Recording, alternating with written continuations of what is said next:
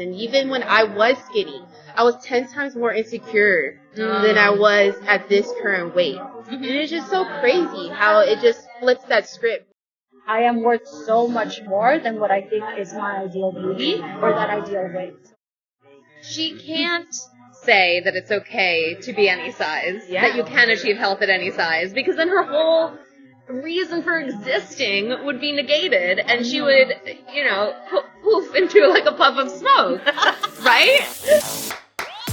Welcome to Making It Awkward. Welcome back to Making It Awkward. I'm Jessica Wilson, clinical dietitian, author of It's Always Been Ours, and critic of Make America Healthy Again and Wellfluencers. You can find me on Instagram at jessicawilson.msrd. This is an independent podcast brought to you by people who really enjoy episode feedback. You can watch this show on YouTube. You can email the show at makingitawkwardpod@gmail.com. To sustain these conversations, you can join the Patreon for as little as $3 a month. My dad welcomes new Patreon members to the community. So you're going to welcome Paulette to the Patreon family? Ooh, Paulette. Hey, how are you? Welcome to the Patreon family. Delightful. We get to welcome one more person. One more person. Yvonne Reese just became a member. Thank you very much. Beautiful, Dad. What? You can also rate, review, and subscribe to this show. If you write an Apple Podcast review, my dad will come back to the show to read them. You can send this episode to a friend and share the social media posts about these episodes so other people can find the pod. You can find awkward merch on my website. Today's episode is to wrap up the conversation about Jillian Michaels, and will provide some brief initial feedback I received on last week's episode with MAHA mom Leslie Voorhees Means. Today, you'll hear from two college students whose moms were influenced by The Biggest Loser, especially Jillian Michaels, and the continued impacts of that on their mental and physical health. You'll also hear a dietitian's path to her career via an almond mom, and then doing a workplace weight loss challenge before recognizing the harm of anti-fatness in our culture and the field. On March 15th, Jubilee Media released a surrounded episode where Jillian Michaels debated 20 body-positive activists, though from NAHA Executive Director Tigris Osborne, we learned that number of activists was padded for production. Tigris joined Making It Awkward 2 weeks ago to discuss her experiences as one of those activists. My episode with Tigris has the highest Making It Awkward views on YouTube. The comments aren't entirely pro-Jillian, but one illustrates the illusion of her caring for all people. One says, "She's always cared about people, and she's always had that softer side. The reason you don't know that is because you get your information about her from the media, which we all know lies and skews things often. Go to the source if you want to actually know the facts." People are passionate about Jillian. Something I got to witness firsthand. On February 3rd, I posted a list of people who have not fully cut ties with Dr. Peter Attia, the Wellfluencer doctor and podcast bro who had a relationship with Jeffrey Epstein, and whose disgusting messages to and about him were featured in the latest document release. On that list was Jillian, who still had her episode with Peter about hormone replacement therapy on her platform. And then on February 18th, I got a voicemail from an unknown number. I read the transcript before I listened to it, and the voice wasn't what I expected. I see that you're just a mere dietitian, which is absolutely ridiculous that you think that you are the type of person that can critique someone as brilliant as Jillian Michaels. And you claim to be working on the MAHA team.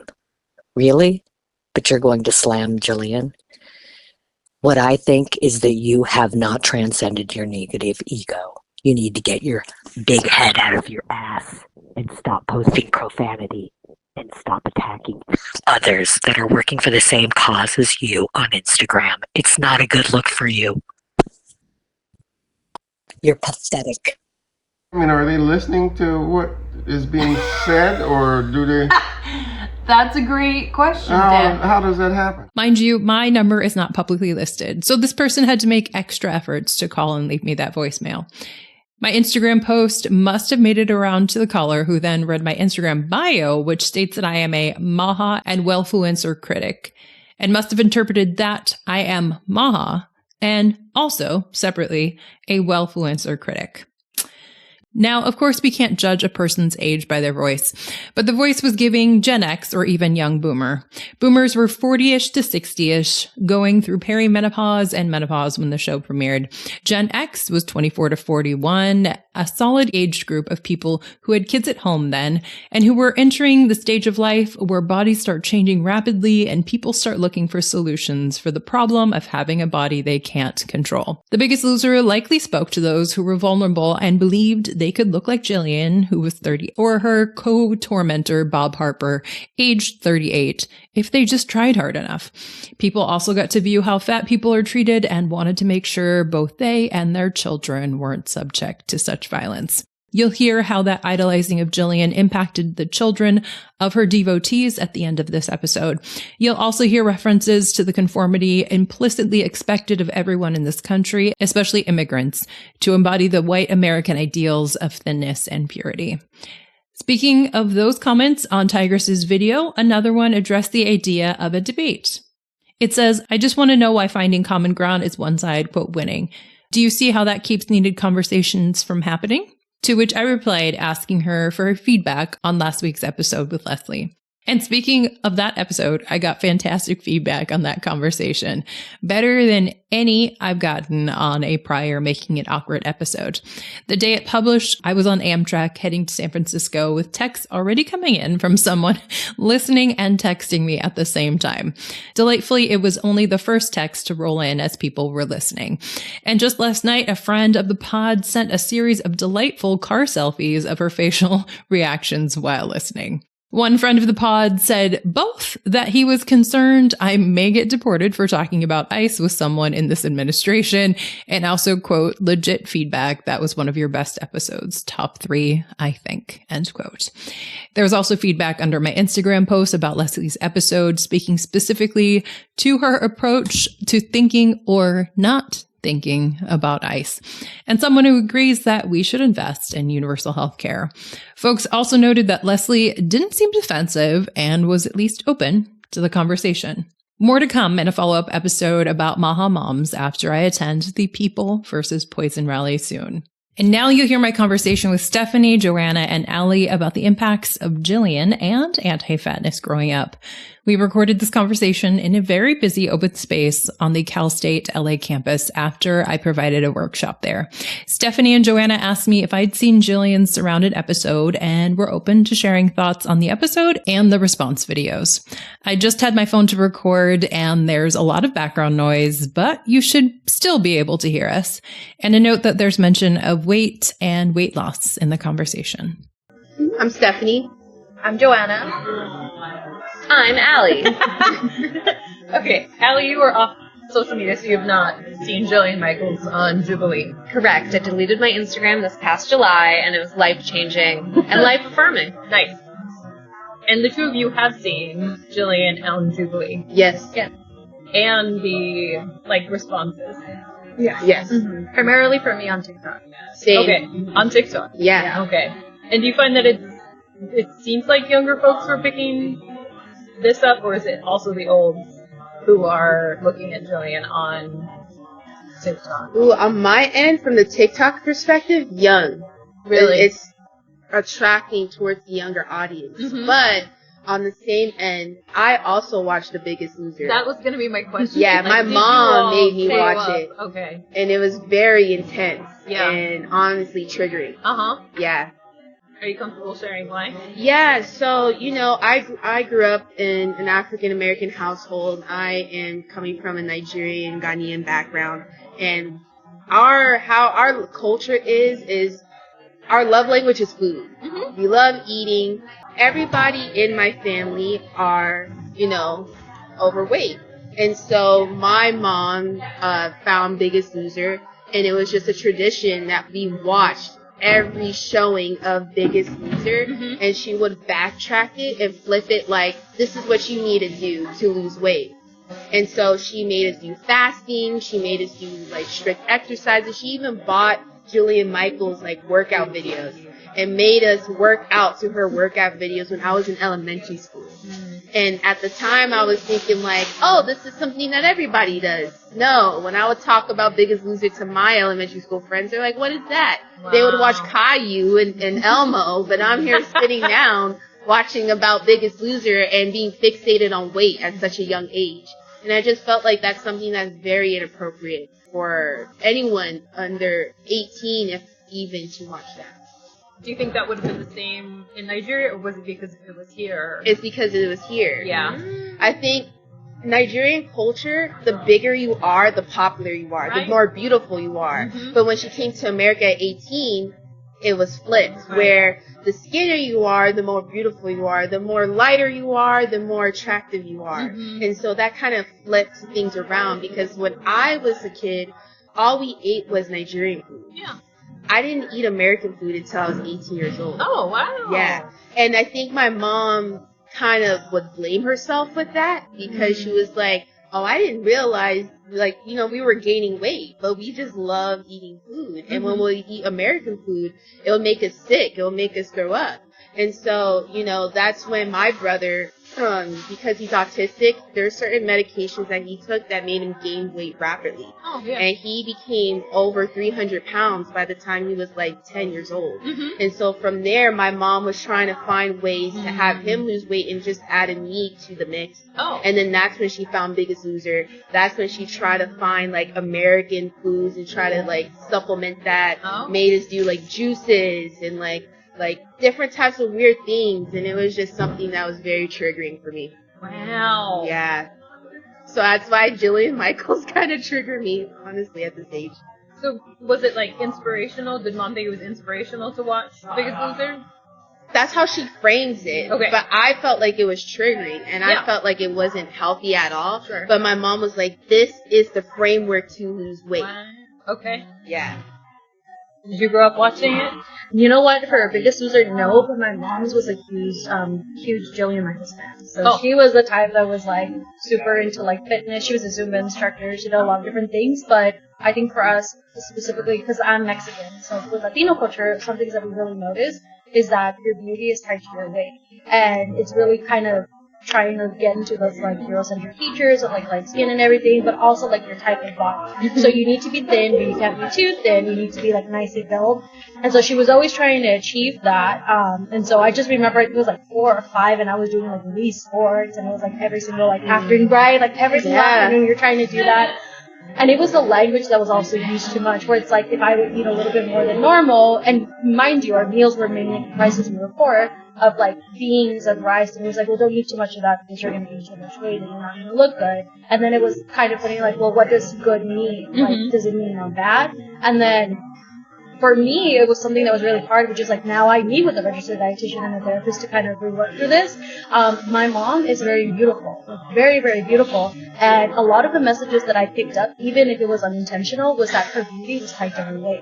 And so for me, I was a little bit bigger than her, right? I love to snack, I love to eat. And so that just kind of implemented into my brain that it's like I will not have the same advantages in terms of finding love, in terms of being popular, things like that, if I don't look a certain way. And so I need to use what she's giving me, which is those like fitness workouts and doing Zumba and making sure I don't eat after 6 p.m. And I remember even recently, she's really great in everything she does.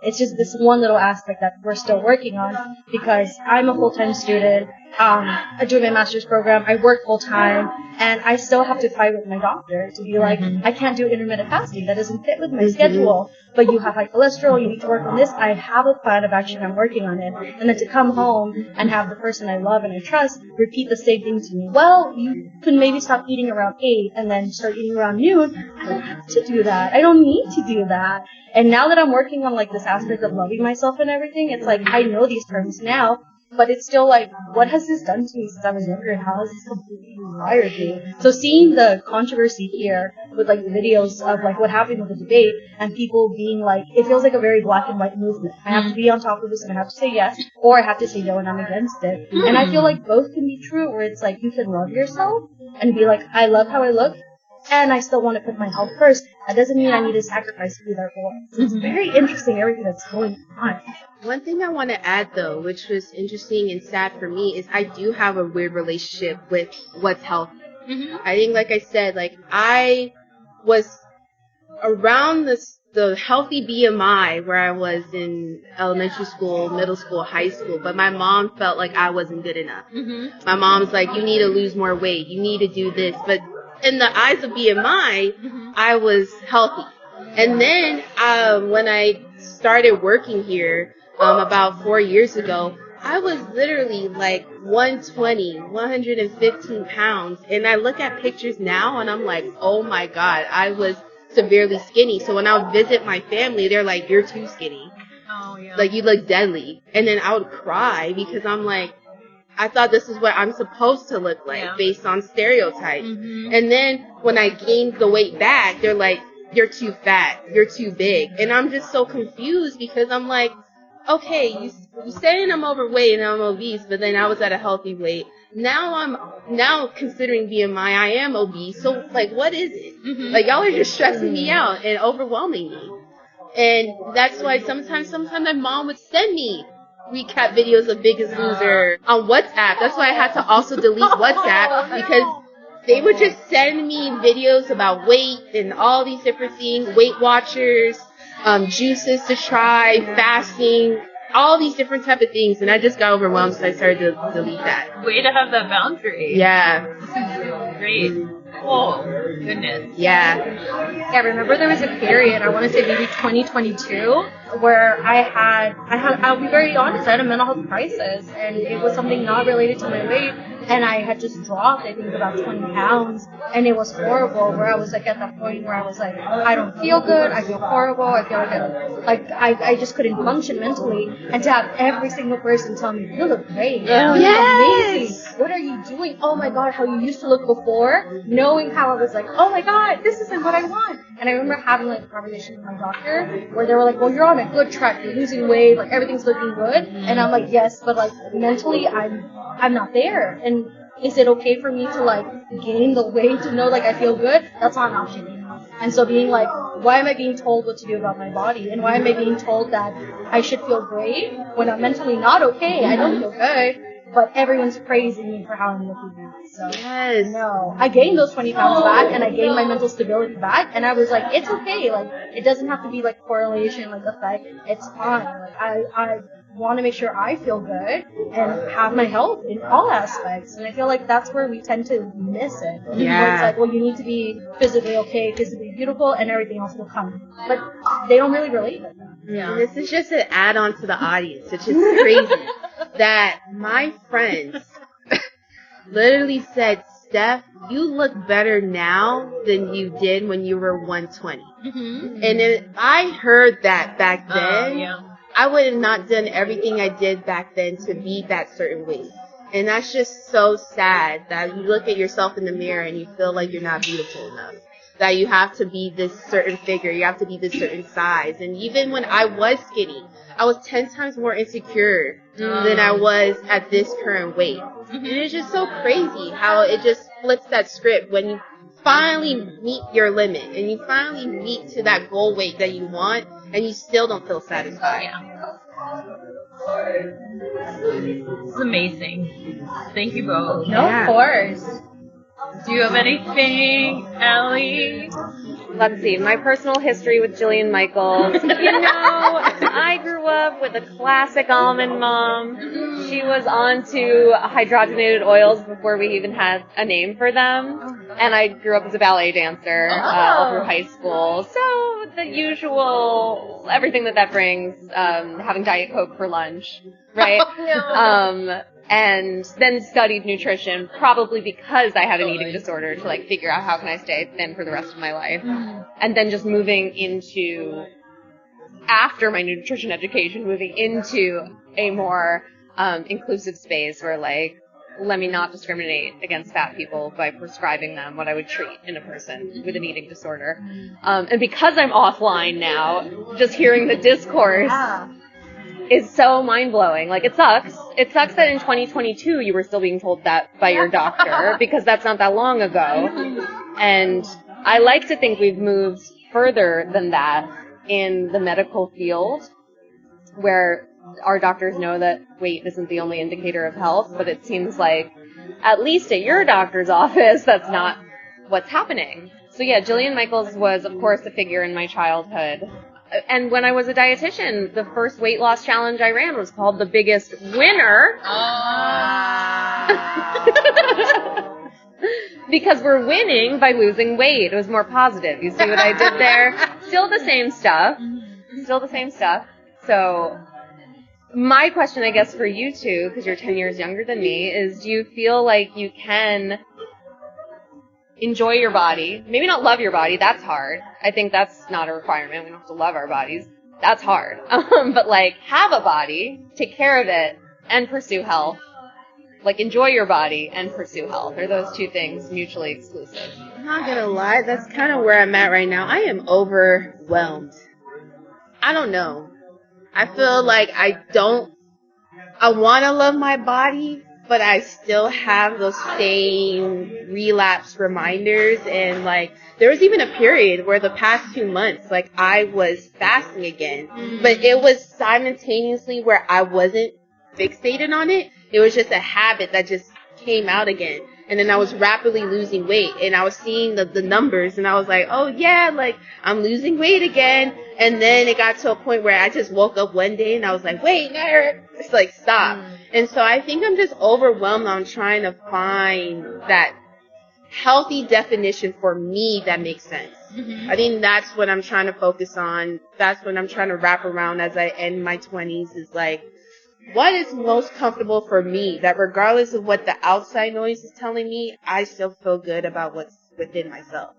So that's something that I'm still learning. Do you feel like you can pursue health and a good relationship with your body, or are they mutually exclusive? I say in terms of pursuing health, yes, and that is only because I have put in so much work to get to that point. So when I had my crisis, I remember thinking like, I want to feel good about myself. I want to reach my goal. And it's one of those where I've said it for myself, where I've said, I want to lose weight, but I don't want to lose weight because I want to fit in an outfit. I don't want to lose weight because I need to look good. I just want to be able to move a lot faster. I want to be flexible like I used to. And maybe even those don't require me to lose weight. They just require me to be more mobile.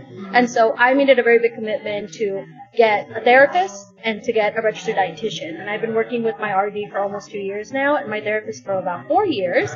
And it's been one of those where we always, we prioritize movement. And it's like what fuels my body, what feels good. And so there have been times where I can tell myself like, hey, Joanna, you might need to like cut back on a couple of things, not because you don't deserve them, and not because we're denying you, but because we're feeling really bloated right now. We're not feeling good. And so because of that, I've been able to transform my relationship. And there are little things where I kind of like look at myself and I'm just like, well, maybe my cheeks are too chubby, or I always say I have a Pooh Bear tummy.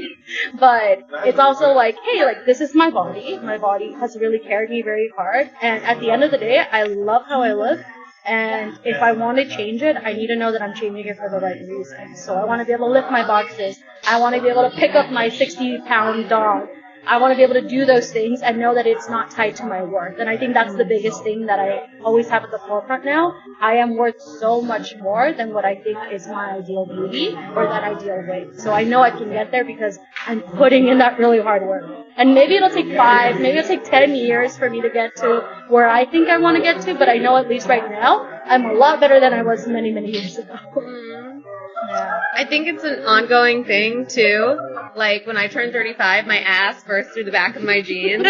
And, like, all that body acceptance work, it was like, I gotta start over. Yeah. So, bodies are meant to change. And it can be painful. Yeah. But, you know, as you develop the tools, I think it becomes easier. Yeah. I think also, like, from those clips, it's very clear that Jillian Michaels just hates fat people. Like, she hates them. Yeah. Yeah. Right? Yeah. I remember those videos because it was just like, work harder, push harder. Like, I still remember it to this day. And it's just people are crying, throwing up, and you're like, you know, you could do more. You could work harder. They just, like, force them to be soldiers. And if you're not shedding a certain goal weight, you're a loser. And it's like, no, you're a winner because you're trying and you're doing the best you can. And what's crazy too is I saw the documentary as well where there was people who won and lost the weight and then regained all the weight back. Oh yeah, I saw that. And people who were audience members watching their seasons, they're like, oh, I thought this was the track method. I thought this was the thing. Oh, and now they're triggered because they're like, I lost this weight because I was inspired by you. Mm-hmm. And the fact that you gained it all back, what was the point? Mm-hmm. And that's where the Biggest Loser franchise didn't really have a true purpose or picture. It's more of not necessarily how you feel within, but how you feel externally, you know? Yeah. And it's just a very sad. She can't say that it's okay to be any size, that you can achieve health at any size, because then her whole reason for existing would be negated, and she would, you know, poof into like a puff of smoke, right? So that's not a good faith debate, because she can't enter it with any kind of open mind. Yeah. Because otherwise she would have to deny who she is, what she's done, and like, who among us could do that? That's hard. I mean, I sympathize in that way, but she's just so condescending. Yeah. In that clip. Yeah.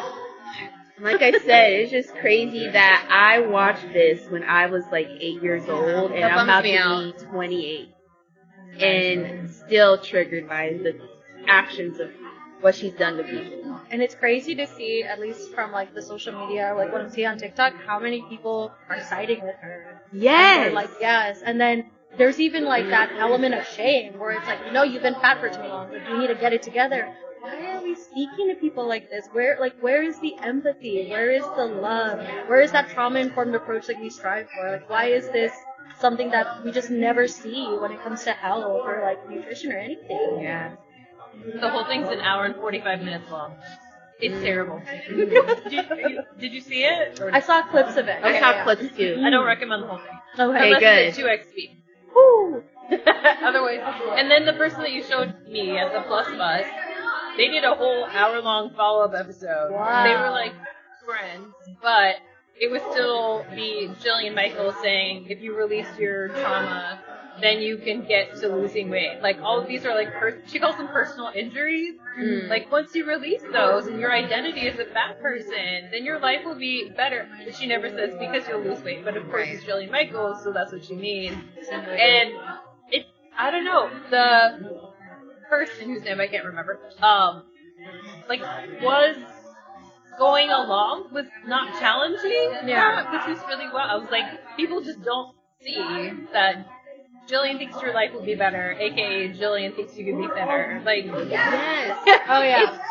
Yeah, just don't have that critical thinking. And that's why I brought up about the documentary I saw. Yeah. And I sent it to my mom, and funny enough, she disregarded it. But, you know, it's crazy that people didn't feel satisfied when they lost the weight. Yeah. And that's kind of going back to my story, that when I lost the weight, I still didn't feel happy. But when I gained the weight back, I started to build my confidence again. It's just so weird and stigmatizing. Yeah. You know? Yeah. It's never the weight. It's never your body. Your body's not the problem. It's great. Thank you all. Thank you. This is amazing. Thanks again to Stephanie, Joanna, and Allie for that quick conversation. I look forward to any more feedback on my episode about Jubilee and, of course, on Leslie's episode. Until next time, friends, text your friends about 7 times in a row and make it awkward. This has been Jessica Wilson.